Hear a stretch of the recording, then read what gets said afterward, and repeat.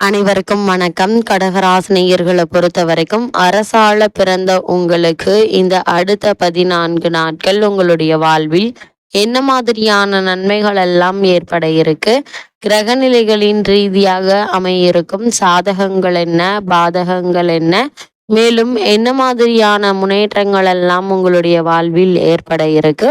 குறிப்பா கடகராசினியர்களை பொறுத்த வரைக்கும் இல்ல கிரகங்களுடைய சஞ்சார நிலைகள் என்ன என்று பார்க்கும்போது இக்காலகட்டத்தை பொறுத்த வரைக்கும் கடகராசினியர்களுக்கு அடுத்த 14 நாட்கள் கிரகங்களுடைய சஞ்சார நிலைகள் என்ன என்று பார்க்கும்போது ரிஷபத்தில் சுக்கிரனும், மிதுனத்தில் குருவும் சூரியனும், கடகத்தில் புதனும், சிம்மத்தில் செவ்வாயும் கேதுவும், கும்பராசியில் சனி பகவானும் சஞ்சரிக்கிறாங்க. இந்த கிரகங்களுடைய சஞ்சார நிலைகளின் காரணமாக கிரக நிலைகளின் ரீதியாக கூறப்படும் பரிகாரம் என்ன, குறிப்பா இத்தருணங்கள்ல கிரகங்களுடைய சஞ்சார நிலைகள் என்ன என்று பார்க்கும்போது கடகராசினியர்களை பொறுத்த வரைக்கும் சுக்கிரன் ரிஷபராசியிலும் மிதுனத்தில் சூரியனும், குரு பகவானும், கடகத்தில் செவ்வாயும், கடகத்தில் புதனும், சிம்மத்தில் செவ்வாயும் கேதுவும், கும்பத்தில் சனி பகவானும் ராகுவும் இணைந்து சஞ்சரிக்கிறாங்க.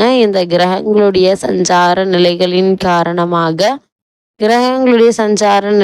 காரணமாக கடகராசினியர்களுடைய வாழ்வில் குடும்ப சூழ்நிலை ரீதியாக உத்தியோகம், தொழில், வியாபாரம், கலைத்துறை, அரசியல் துறை, மாணவ மாணவிகள், விவசாயத்துறையினர், பெண்மணிகள் என அனைவருக்குமே என்ன மாதிரியான முன்னேற்றங்கள் எல்லாம் ஏற்பட இருக்கு என்பது குறித்தான முழுமையான பதிவை தான் இந்த வீடியோல நம்ம விரிவா பார்க்க போகிறோம். அந்த வகையில கடகராசியை சேர்ந்த புனர்பூசம் 4ஆம் பாதம் முதல் ஆயில்யம் வரை பூசம் ஆயில்யம் வரை உள்ள நட்சத்திரக்காரர்களுக்கு அடுத்த 14 நாட்கள் குடும்ப சூழ்நிலை ரீதியாக என்ன மாதிரியான நன்மைகள் எல்லாம் உங்களுடைய வாழ்வில் ஏற்பட இருக்கு என்று பார்க்கும்போது அந்த வகையில கடகராசியை சேர்ந்த புனர்பூசம் 4ஆம் பாதம் முதல் பூசம் ஆயில்யம் வரை உள்ள நட்சத்திரக்காரர்களுக்கு இந்த அடுத்த 14 நாட்கள் கடகராசினியர்களுடைய வாழ்வில் குடும்ப சூழ்நிலை ரீதியாக என்ன மாதிரியான நன்மைகள் எல்லாம் ஏற்பட இருக்கு என்று பார்க்கும்போது இத்தருணங்களை பொறுத்த வரைக்கும் உங்களுடைய ராசியில்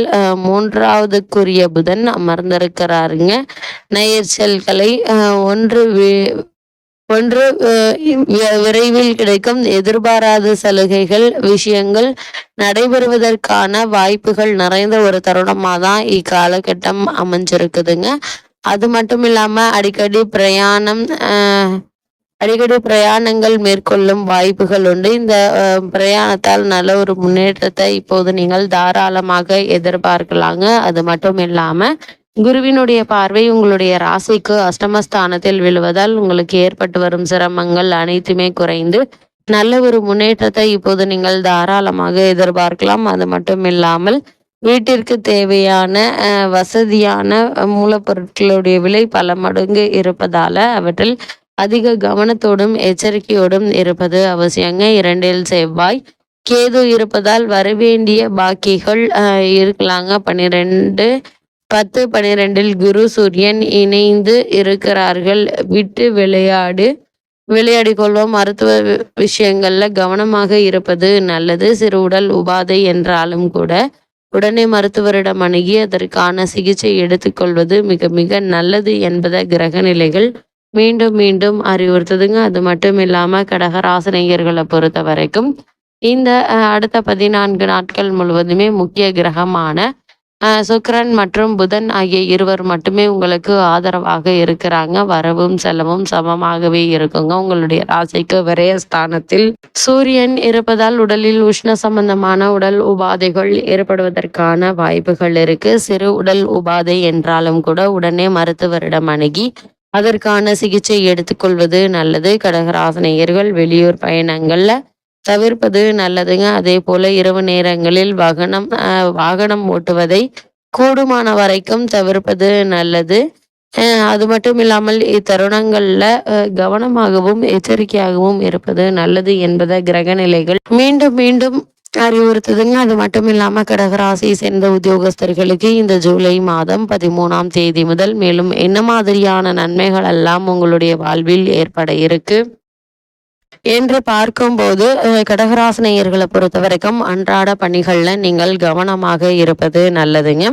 சக ஊழியர்கள் மறைமுக தொல்லைகள் உங்களுடைய மன நிம்மதியை பாதிக்கும். கடுமையாக உழைத்தாலும் கூட மேலதிகாரிகளை உங்களை திருப்தி செய்ய இயலாது. வங்கி போன்ற நிதி நிறுவனங்களின் பணியாற்றும் கடகராசியினர் கூடுதல் சலுகைகளை பெறுவது நல்லது என்பதை கிரகநிலைகள் மீண்டும் மீண்டும் அறிவுறுத்துதுங்க.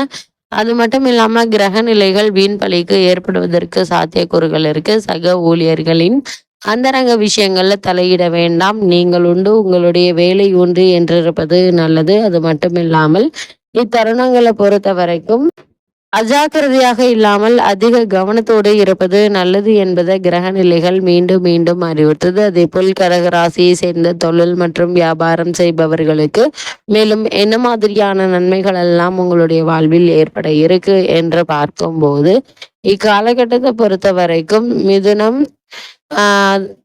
தொழில் மற்றும் வியாபாரம் செய்பவர்களை பொறுத்த வரைக்கும் இக்காலகட்டம் முழுவதுமே கிரக சஞ்சார நிலைகள் அனுகூலமாக இல்லைங்க.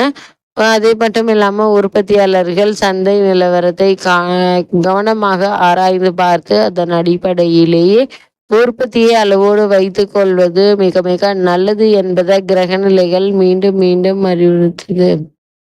கடகராசியை சேர்ந்தவர்களுக்கு இந்த அடுத்த 14 நாட்கள் கலைத்துறையில் உள்ளவர்களுக்கு மேலும் என்ன மாதிரியான நன்மைகள் எல்லாம் ஏற்பட இருக்கு என்று பார்க்கும்போது கலைத்துறை நாயகனான சுக்கிரன் சுபபலம் பெற்றிருப்பதால் ஓரளவு நன்மைகளை நீங்கள் இந்த காலகட்டங்களில் நீங்கள் எதிர்பார்க்கலாங்க.